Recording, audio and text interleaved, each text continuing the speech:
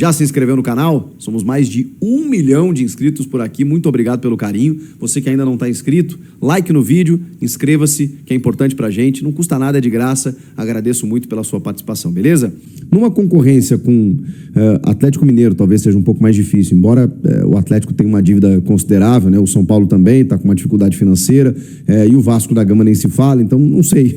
Acho que está todo mundo aqui na mesma dificuldade, né? Está todo mundo tentando trocar prejuízos, né? Mas o Biel, vamos lá, se encaixa dentro de uma característica de jogadores que o Corinthians quer e prioriza para a janela. Isso é um ponto. O Dorival Júnior não tem no seu elenco um jogador com as características do Biel. Eu tô sendo enfático aqui ao citar características, porque, vamos lá, em termos de qualidade, custo-benefício, bom, custo-benefício eu não tenho como prever. A gente sabe que muitas vezes um jogador não dá certo num clube e acaba despontando no outro. Tem a ver muito mais com a coletividade, na minha opinião, do que propriamente com a individualidade do cara. Às vezes, num time ajustado, o cara pode render muito mais do que num outro clube que estava mais bagunçado, que ele não tinha tanta oportunidade, aquela coisa toda. O futebol tem muitas variantes. Agora, eu já vi o Biel em 2 cenários. Ele tem só 24 anos, então isso acho que é um ponto positivo. Mas eu já vi ele em 2 cenários. No Bahia, do Rogério Ceni, do Grupo City, ele foi muito bem mesmo. Ele foi um jogador que até, olha, não tinha visto até então. Tanto que o futebol português pagou por ele 8 milhões de euros com 2 milhões a pagar depois. As passagens anteriores dele por Grêmio e Fluminense, elas não recomendam. Ele estava mais jovem e ele disputa uma Série B com o Grêmio, mas também é verdade, num time muito difícil, num time muito sofrível, limitado tecnicamente. E aí o Biel era aquele ponteirinho de velocidade que não tinha tanto acabamento. Então, assim, o Grêmio que naquela época acho que ainda estava com o Ferreirinha, e aí o Ferreirinha machucava muito, o Biel era mais ou menos um substituto, um sucessor, e ele não tinha nem 1/3 da qualidade do Ferreirinha, que hoje, né, até andou fazendo alguns gols aí para provocar o craque Neto, né? que prometeu, né, fazer o programa de tanga caso ele chegue a um número de gols, acho que 10 gols, né, uma coisa assim. Enfim, mas o Biel não é nem perto do que é o Ferreirinha. E o Ferreirinha também não é lá nenhum craque, né? Só para vocês terem uma ideia. Então, assim, ele é o que o Corinthians precisa em termos de características. Pode ser que ele renda, pode ser que ele corresponda, pode ser que ele entre no time e chegue aqui no futebol brasileiro e arrebente, né? Volte para cá. Pode.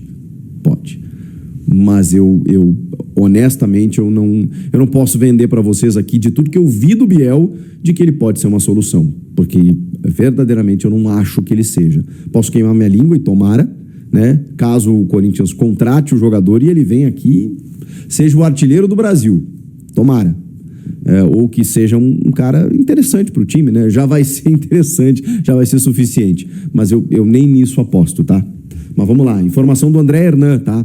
De que o Corinthians se colocou como um candidato aí dentro dessa concorrência para ter o atacante Biel lá do Sporting de Lisboa.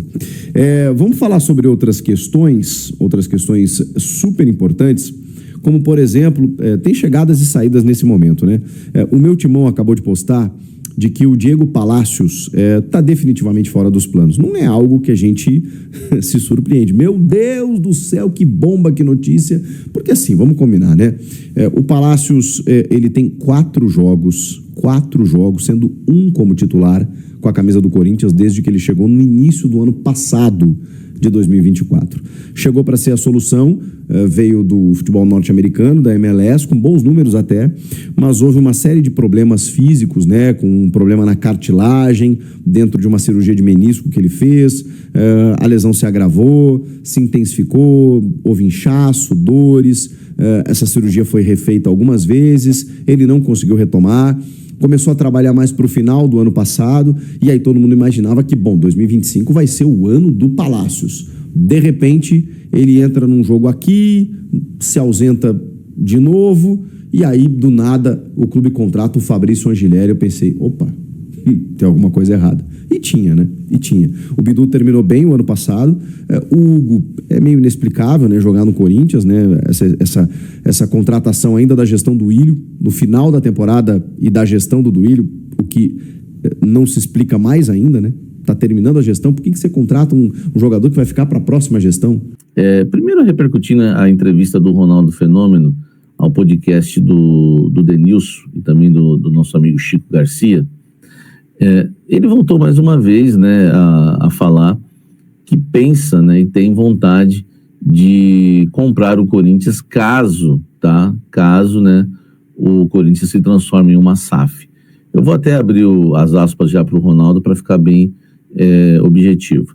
Se o Corinthians resolver virar SAF, eu arrumo dinheiro e embarco. Isso não é surpresa nenhuma, porque eu acredito muito enquanto clube, massa social e torcida, além do Corinthians ser uma máquina com potencial de retorno. Então ele arruma grana mesmo, hein? O Ronaldo também, né, ressaltou a importância do torcedor corintiano entender o seu papel no processo de transformação de SAF, caso um dia venha ocorrer, lembrando que o clube não vai perder a sua identidade, ele quis dizer isso, tá? Abre aspas de novo para o Ronaldo. O torcedor precisa conhecer o seu papel nesse processo todo e não achar que o clube perderá a sua identidade.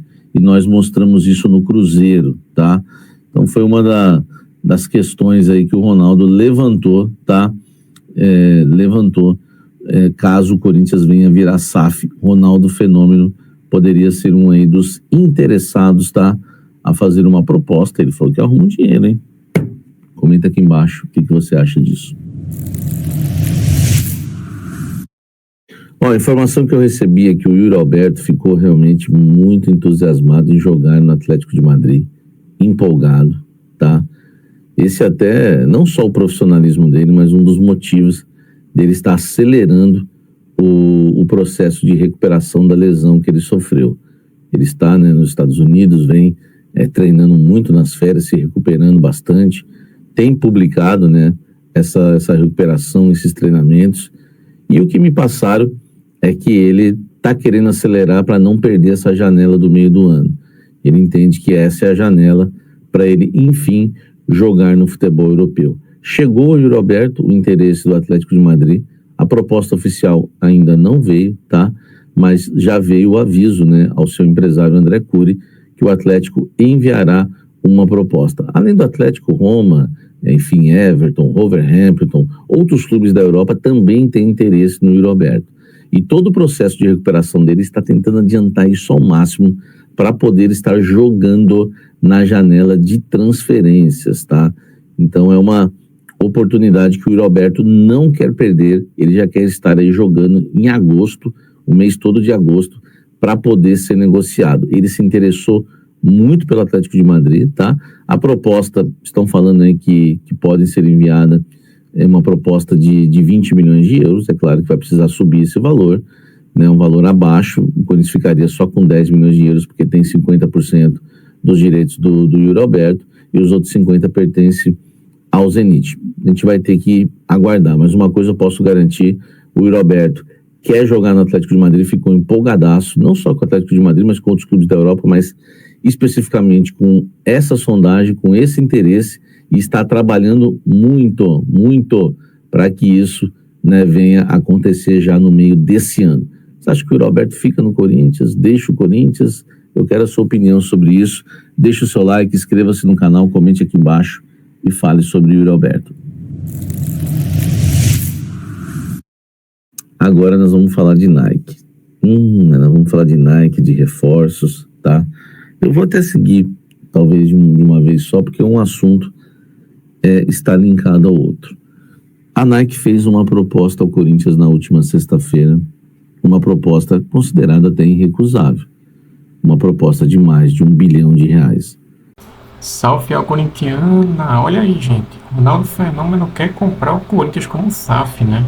Eu duvido muito que vai levar a algum lugar isso aí, acho que não vai nem chegar a ter negociação, porque o Ali da Gaveta já vai barrar, né? O Ali vai barrar isso aí, eu duvido muito que vai acontecer. Mas eu acho que é algo a se considerar assim, tá? O time está numa situação horrível, o Ronaldo ele poderia sim, pelo menos ajeitar alguma coisa aí, caso ele pudesse comprar o Corinthians, né? Pudesse aí ser o dono aí dessa SAF, né? Caso viesse a acontecer.